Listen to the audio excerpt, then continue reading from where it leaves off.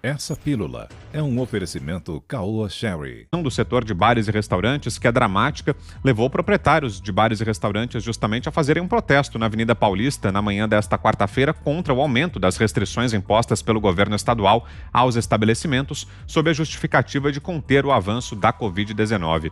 O grupo se reuniu na Praça dos Ciclistas, na Consolação, e caminhou pela ciclovia do Canteiro Central até o Museu de Arte de São Paulo.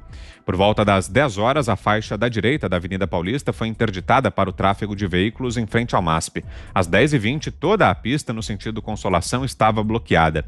O funcionamento de bares e restaurantes é permitido das 6 horas às 20 horas durante a semana, quando a capital fica na fase laranja. Aos finais de semana, na fase vermelha, os estabelecimentos não podem abrir ao público e devem atender somente por delivery. É permitido apenas o funcionamento de serviços essenciais, supermercados, farmácias e postos de combustíveis. Além disso, motoristas de caminhão fizeram uma carreata hoje contra o aumento do imposto sobre circulação de mercadorias e serviços. Distribuidores de mercadores também participaram da manifestação, que reuniu, sobretudo, o setor frigorífico. Augusto. Eu acho que, de novo, o Brasil, os comerciantes brasileiros desse setor, os empresários, vão acabar seguindo o exemplo da Itália, o bom exemplo da Itália, porque em certos momentos o que resolve é a desobediência civil. Então, os italianos estão mantendo abertos centenas de restaurantes. Os restaurantes não são responsáveis pela expansão da Covid-19. Eles foram injustiçados por essa decisão. E é aquela história. A frase que é atribuída a Albert Einstein, né? Uma forma de maluquice é você esperar resultados diferentes do uso de métodos iguais. Então você já está provado que o lockdown não funcionou. Por que funcionaria agora? Por quê? Então, São Paulo, precisa ser dito, eu digo isso com tristeza, São Paulo, se fosse um país, estaria entre os 15 com o maior número de óbitos, estaria nesse ranking. E na frente do Brasil, o Brasil sem São Paulo não estaria entre os 20 mais atingidos, né, pela curva de óbitos. Então, São Paulo não é um sucesso em matéria de combate ao coronavírus. Lamento fazer essa constatação. Então, por que você repete métodos que não funcionaram? O que você tem de fazer quem defende a vacinação tem de intensificar a distribuição do imunizante. Agora, todos concordam que com o seguinte, o que resolve é o distanciamento social. Medidas de distanciamento e o comportamento dos restaurantes e bares nesse quesito em São Paulo foi exemplar. Exemplar. Eles não merecem esse castigo e deveriam insurgir-se imediatamente. Concorda, Fiuza, é necessária a mobilização dos setores atingidos? Sim, quer dizer, começando pelo grupo, né, pelos representantes que acorreram ao governo federal, preocupados, evidentemente, com a falta de crédito, né, preocupados, né, com a falência, enfim, né, com a falência, eu estou vendo uma mensagem aqui, preocupados com a falência do setor gradual, mas nós tivemos aqui já representantes do setor falando, né, de um desaparecimento em cadeia de empregos e de empresas. Agora, tudo bem, você vai ao governo federal, o governo federal vai atender, né, em relação a postergar vencimento de débitos, em relação a créditos, a oxigenação, né, para uma sobrevida, parte trabalhista também. O governo federal fez isso durante todo o ano de 2020. Inclusive, essa política creditícia, ela foi consagrada na comunidade internacional.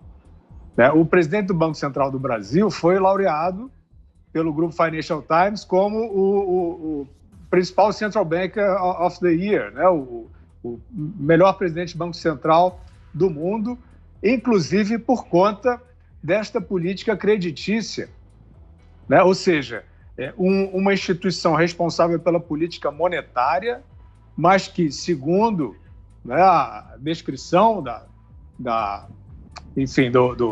do texto do prêmio, né, constata que a autoridade monetária contribuiu para a manutenção do crédito no momento de falta de circulação de riquezas, de supressão, né, de parte da circulação de riquezas, por uma situação sanitária, de segurança sanitária e uma situação artificial.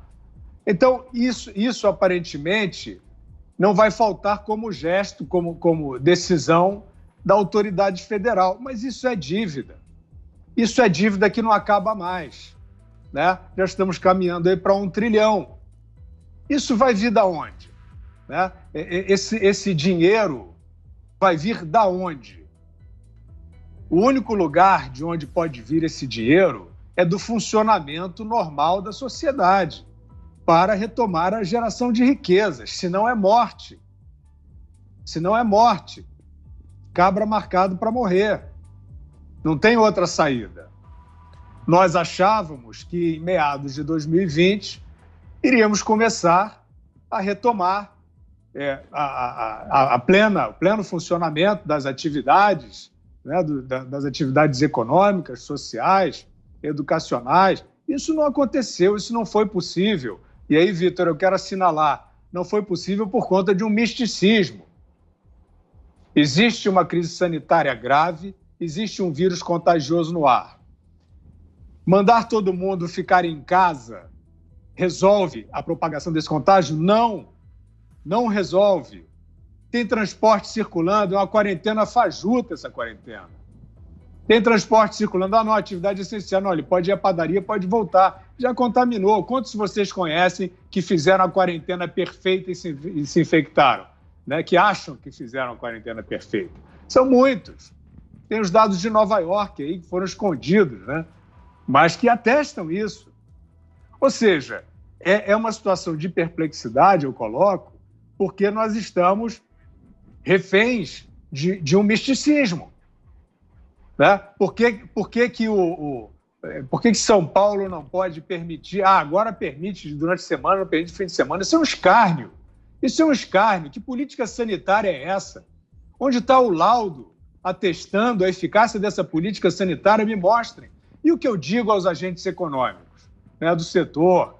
Eu não sou ninguém, mas eu estou aqui tentando trazer o óbvio. Tá? O que deve ser observado? Essa política é uma política drástica, é uma política devastadora. Se ela fosse uma extrema para salvar vidas, ela precisaria de um laudo mostrando isso, e ela não tem esse laudo. A pergunta é, vocês não vão ao Palácio? Vocês não têm diálogo? Um representante da associação disse aqui nos Pingos, literalmente, vocês procurem. Não temos diálogo com o governo. Então, se não há diálogo com o governo, é um governo ditatorial. Que governo que não dialoga com a sociedade e com os agentes econômicos, no caso do Estado mais importante economicamente da Federação, é um governo ditatorial. Agora, tudo bem, a passeata, a demonstração, mas vai ficar nisso? Isso tem que ser exigido, tem que ser denunciado internacionalmente, não adianta muito, né? Porque está tudo dominado. Isso tem que haver como diz o Augusto, tem que haver uma reunião dos agentes econômicos para colocar uma posição. Então, nós estamos dizendo que não reconhecemos a eficácia, não reconhecemos essa medida extrema, porque ela não foi fundamentada. Isso é uma democracia, as decisões de Estado têm que estar fundamentadas.